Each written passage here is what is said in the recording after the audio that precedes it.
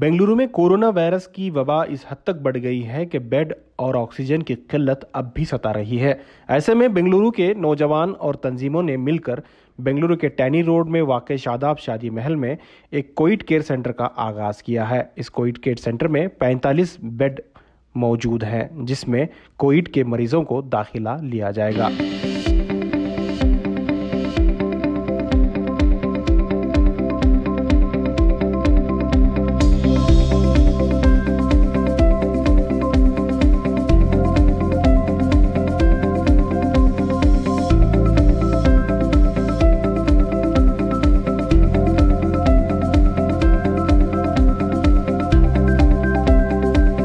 The medicos will take over the entire center. हम बहुत इस एरिया में क्यों शुरू करना चाहते थे बोले तो बहुत सारे स्लम हैं और बहुत गरीब हैं, बहुत डाउन ट्रोडन लोग हैं, तो उनके लिए कुछ करना है। सभी तरफ सब ऑक्सीजन सेंटर शुरू कर रहे हैं, बट जब प्राइम एरियाज़ में, प्राइम लोकेशन में शुरुआत हुई थी, तो जहाँ पे हमारे क्लचेस ज़्यादा हैं, जहाँ पे गरीब हैं जो अफोर्ड नहीं कर सकते पेशेंट्स जो हैं, और ऑक्सीजन का दिक्कत हो रही है, क्योंकि अब तो सर्कुलर भी आ गया गवर्नमेंट से कि oxygen, home oxygen is not allowed. बहुत दिक्कत हो रही है। इसके सोच के इसका जो हमने सोचा था कि एक सेंटर ये बनाएंगे, वो कंप्लीट ऑक्सीजन बेड्स हो और क्रिटिकल केयर, एक 5 बेड्स जो centre in house critical care होगा। तो इसके लिए बहुत सारे NGOs, स्पेशली जो यूनाइटेड इंडिया सेकुलर फोरम है, हमारे दौलत भाई हैं, प्रेसिडेंट है, आसिफ भाई वाइस प्रेसिडेंट है, उनका इनिशिएटिव था। जब वो हमको अप्रोच करे, हनीफ सेठ साहब यहाँ पे हैं, मुजाहिद भाई हैं, हमने कोशिश की कि हम कुछ करें, कुछ अलग करें, क्योंकि मैं बोला, जैसा मैंने बोला है कि ऑक्सीजन की बहुत दिक्कत हो रही है। आज भी पेपर रिपोर्ट्स आया है कि ऑक्सीजन का बहुत आगे भी दिक्कत होगा 2 हफ्ते के लिए। टोटल हम लोग शुरुआत जो कर रहे हैं वो है 65 बेड्स का, एंड ग्रेजुअली विल इंक्रीज, क्योंकि परमिशन हमको BBMP से उतना ही मिला है। इसमें हमने क्या किया है, 3 लेयर्स जैसा है, जैसे कि स्टेप डाउन फैसिलिटी है और स्टेप अप फैसिलिटी है। जैसे कि जब moderate, symptomatic and asymptomatic patients के लिए जो एडमिशन्स है वो जनरल वार्ड्स हैं यहाँ पे, जहाँ पे लगभग 30 बेडा होंगे। उसके बाद जो होगा वो स्टेप डाउन फैसिलिटी, जब डिस्चार्ज होगा, वो भी एक दिक्कत हो रही है। कहाँ पे हॉस्पिटल्स क्या कर रहे हैं कि एकदम डिस्चार्ज के बाद चलो आप घर चले जाओ, और विथ ऑक्सीजन बहुत मुश्किल हो रही है, क्योंकि ऑक्सीजन बाहर मिलने का बहुत दिक्कत हो रही है।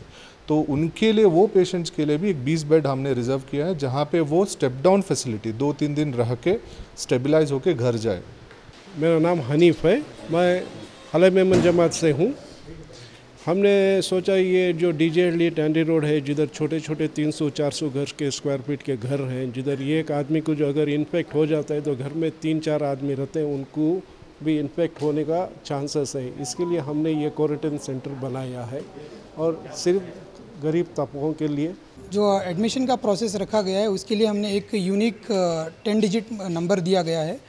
इंशाल्लाह जिसको बेड की ज़रूरत पड़ेगी वो पहले उस नंबर पे कॉल करेंगे, और कॉल करने के बाद में हमारे जो बैक एंड ऑपरेशंस की टीम है वो कॉल्स हैंडल करेंगे। कॉल्स हैंडल करने के बाद में उनको एक यूनिक नंबर जनरेट करके दिया जाएगा।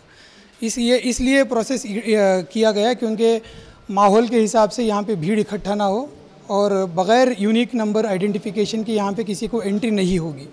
तो जो लोग यूनिक नंबर पे कॉल करेंगे उनका बेड बुक किया जाएगा।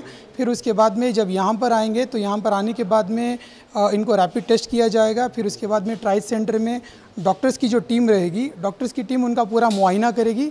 मुआयना करने के बाद में जिनको दाखिले की ज़रूरत होगी उनको दाखिला दिया जाएगा, जिनको सिर्फ दवाई की ज़रूरत होगी उनको दवाई देकर वापस किया जाएगा। हमारे यहाँ पे जो बंदोबस्त किया गया है उससे 6 डॉक्टर्स रहेंगे और 12 नर्सेस रहेंगे। तो 6 डॉक्टर और 12 नर्सेस को हमने 3 ड्यूटीज़ में डिवाइड किया गया है, 8 आवर्स पर शिफ्ट। तो 2 डॉक्टर्स और 4 नर्सेस की एक शिफ्ट रहेगी। और उसके साथ साथ हमारे शीमा सर्विसेज के जो डॉक्टर्स हैं, they are specialised in ICU patient handling. तो ये डॉक्टर्स की एक ग्रुप रहेगी हमारे बैक सपोर्ट के लिए। तो इंशाल्लाह जो भी पेशेंट को क्रिटिकल हालत हो जाएगी तो दूसरी ग्रुप ऑफ डॉक्टर्स की टीम जो है वो हैंडल करेगी। सबसे पहले जैसे मैंने आपको बताया, ट्रायस सेंटर में हम लोग डॉक्टर्स के ऊपर पूरा छोड़ा हुआ है। यहाँ पे कोई भी दूसरा बंदा हैंडल नहीं करेगा, जो भी हैंडल करेंगे वो मेडिकल टीम ही हैंडल करेगी। तो वो लोग डिसाइड करेंगे किसको बेड दाखिला देना है, किसको घर भेजना है। तो इससे पहले ये लोग जो भी मुआयना करेंगे, तो मुआयना करने के बाद में यहाँ पे भेजेंगे।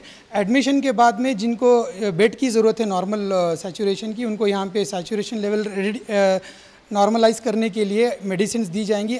अगर अल्लाह ना करे किसी को हालत ख़राब हो गई, उसको हम कंप्लीट आईसीयू नहीं बोल सकते, हाँ थोड़ा स्टेप अप फैसिलिटी, जैसे कि अगर किसी को क्रिटिकल इलनेस स्टार्ट हो गया, अभी 85 या 90 पे यहाँ पे आए थे, अगर अल्लाह ना करे उनकी हालत एकदम ख़राब हो गई, तो हम लोग रिस्क लेना नहीं चाहते। अगर ऐसे पेशेंट्स को हम क्या करेंगे, इमीडिएटली जो क्रिटिकल केयर सेंटर है वहाँ पे दाखिला कराएंगे और इमीडिएटली बीवीएमपी वार रूम के ज़रिए से हम लोग उनको हॉस्पिटल बुक करने की पूरी कोशिश करेंगे।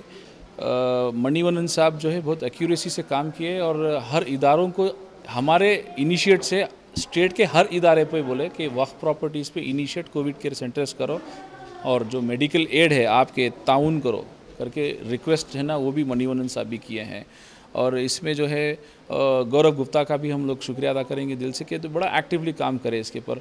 और सरफराज खान है इसमें ये लगकर इस प्रोजेक्ट के ऊपर जो काम करने के ऊपर है, बहुत मेजर बड़ी टीम लगकर है। इट्स नॉट एन इनिशियल एक एनजीओ या एक बंदे से नहीं है, एक पूरे बंदे मिलकर जो है पूरी एनजीओस मिलकर और यंगस्टर्स खासकर काम करके हैं।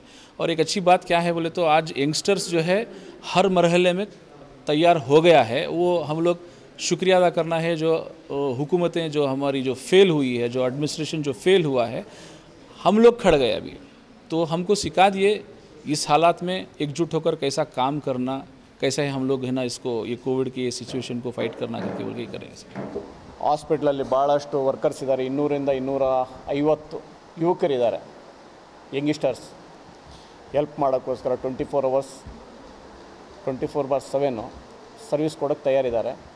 ಅದ್ರ ಜೊತೆಯಲ್ಲಿ ನಮಗೆ ವಿಪ್ರೋಯಿಂದನೂ ಡಾಕ್ಟರ್ಸ್ ಪ್ರೊವೈಡ್ ಮಾಡಿದ್ದಾರೆ, ಹಾಗೂ ಬೇರೆ ಡಾಕ್ಟರ್ಸು ಬಂದಿದ್ದಾರೆ, ನಮ್ಮ ಸಾವುಲ್ ಸಾಹೇಬರು ಕೇರಳದಿಂದನೂ ಕರೆದಿದ್ದಾರೆ।